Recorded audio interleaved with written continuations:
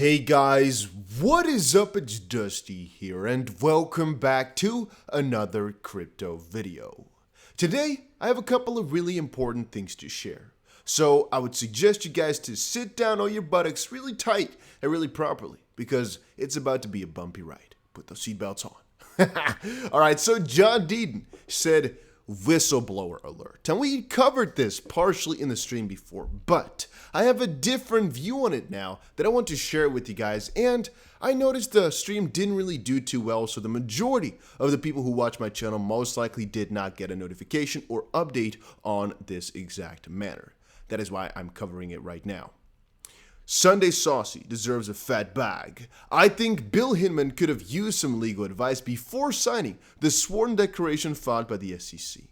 What are we talking about? Guys, here we can see Title 5, paragraph 2635.702, use of public office for private gain. And oh boy, does this get interesting, because some people noticed, hey, wait a minute. Whatever Bill Hinman is doing right here, to be honest with you, he made his speech for his own personal gain, right? Yeah, he did. So Ellison Heron Lee tweeted some stuff out about the commission and their changes. I guess the only important part here being the first little quote. The commission considered an ambitious agenda at its last open meeting this year, and with great results, big shout out to SEC staff for the hard work. First, we proposed important amendments to ensure that our rules prevent rather than enable insider trading. Pleased to support proposed reforms to 10b5-1 trading plans. Now, a little bit down below here, you can see John Deaton came in to say, hey, here are all the facts about the Ripple v. SEC lawsuit. And Nicola, aka Sunday Saucy, replied and shared, John, it's clear they were in violation of 5 C of R, whatever, right? Use of public office for private gain. Why has this not been pursued? And oh boy, did the floodgates open when I read that. I started thinking. And even after I did this stream, where I quickly mentioned it and talked about it, I've been thinking all day. And I cannot get over the fact that we have let them do this for so long. Hear me out. It says here, if his speech reflected only his personal opinion and was not guidance by the SEC, he is in violation of Title V. I have been thinking about this so much, and it makes too much sense to me. This is absolutely crucial. It's for the fact that if you are an SEC member or any public, very important figure, and you have a role that has authority, you use that to make a lot of personal money. That's fine, because you're using your authority in an authoritative manner, in the way in which it was supposed to do. If you make money that way, that is fine. However, the key point here being, if you're using your authority in the role which you were supposed to go for. In this case here, Bill Hinman used his authority to go and publicize a speech where he could not use his authority because he's an SEC member, an SEC official, but it was not written out of the commission where he can use the authority for. So he's talking about it out of his own personal little way in which he likes to, right? It's different. Key difference there being, if he talked out of the SEC's perspective and he made money along the road, that would have been fine because it's the commission and he has authority, because it's like it works together. But because he has authority, but now he's doing something for his own person, not where he was supposed to use the authority for, yeah, that's a violation. I can start thinking about that properly too. I mean, it makes a lot of sense to me as well with how these policies should be and how they are made. Because obviously, and I put this in my live stream, the analogy of a president. But there's a ton of freaking ones you can grab here.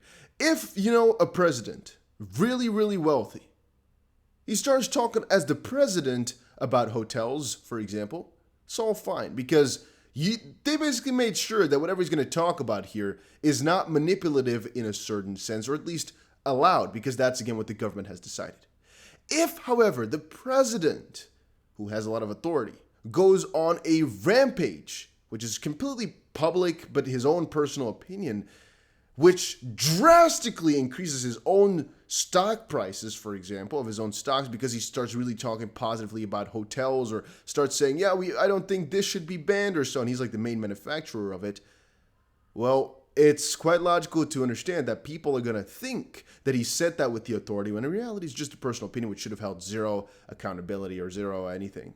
Yeah, and that's a violation. I understand that so properly. So from that perspective, man, do they need to go after this? Yeah, they do, right? It's one of the most crucial points, and I've been really thinking about this for so long, but oh boy, does this need to kind of sting for the SEC a little bit.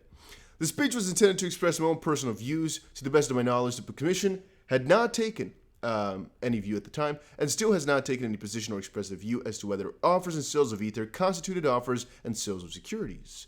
You can't use public office for private gain.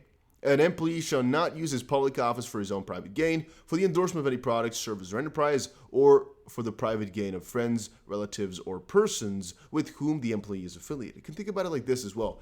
Let's say Gary Gensler all of a sudden starts talking about freaking, I don't know, Bybit, the exchange we use, with his own referral link. Would be a little bit strange, huh? But he has a lot of authority, so if he says that that's the best trading platform to go for, a lot of people would go there. Now, if they say it as the SEC, it's again an official rule. It's officially set in stone, basically, that it's the quote-unquote best by Americans, at least SEC standards, which is an authoritative rule. As a personal opinion, he can kind of shout out whatever he wants, and it really can't, he really in normal life shouldn't be held accountable because he's using his authority in an authoritative way where he shouldn't, or at least not be allowed to. Yeah, then it's not it's not a good thing. His firm was a member of the Ethereum Enterprise Alliance, and the EEA is a member-led industry organization whose objective is to drive the use of Ethereum everywhere. Hinman collected $50 million, which he said was retirement funds, but, well, a little bit later, he actually did not retire because he went to work for Simpson Thacher. If the law has always been crystal clear, as Jay Clayton and Gary Gensler claim, then, well, give this guy a run for his money, because this is a violation. And I don't really know how to see it any other way except for, yeah, this is freaking the truth, man. And I've been thinking about this so long because I'm just not sure exactly if there's any other way to see it. Now, also some things we've been talking about here, like XP lawsuit, why the former SEC chair Clayton refused to comment on the alleged compromise in the Ripple case.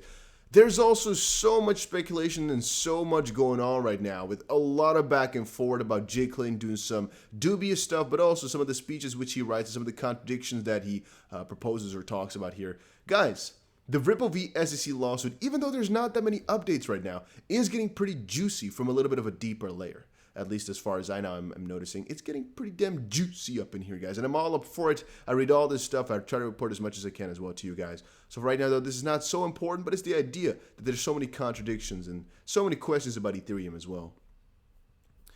Ripple helped shift 265 million XRP, sending 150 million coins in one go. Ripple Behemoth and two top-tier trading platforms would transfer 265 million XRP, with Ripple sending over half of this amount. As I've said, guys, whenever whales are sending money, you don't really know exactly whether or not this is good or bad. A lot of people are talking about the lawsuit and Jay Clayton situation. Then again, at the end of the day, it's really difficult to find out exactly where the line lies and how important all that stuff is for the price. I would say anytime something positive happens in the lawsuit, we can say that it has a positive effect on the price, but in reality, it's really hard to measure that, right? Because it could also just be that it's following Bitcoin, which is more logical, and that when things are really negative, I don't think that these achievements which we're seeing right now are positive enough for them to make any dent on people's belief that XRP is going to win. I think the people who thought it's going to win are still thinking that, and they don't really change their mind off of some small little change like this, where in reality, if there's a really big discovery or something like that, people can literally change their mind every single time. But a small thing like this, I don't think so. And all those whale shifting, usually it's bullish stuff here. But at the end of the day, I can cover this for a little bit if you guys want to, but I don't think it's going to be too much of a thing you should be worrying about. Ripple shifted 180 million XRP in two transfers. One of them 150, another 130. Overall, the crypto giant has transferred about $147 million. Transactions were sent between companies' internal addresses, according to data from BitThumb. So they even just sent it to themselves. So what are you going to do with this? Absolutely freaking nothing. And also some money moved by Korean exchanges. Once more, it doesn't mean too much, so don't worry too much about it. SEC delays decision on two more Bitcoin ETFs, showing once more the incapacity of the SEC. Every single investor they know is asking, why deny this? Why not go for ETFs? Why not make them like a standard? Why? We don't know. Like, why do they not want to go for spot ETFs? Why not? They keep saying, well, futures are properly regulated, or at least a lot more regulated, so that way the Bitcoin futures ETF is also better. But in reality, we all know futures are riskier than spot, so why not just work your way down, or work your way up, go from the ground layer, regulate things properly, and just do it the logical way that people would find logical and people would benefit from as well. I don't understand.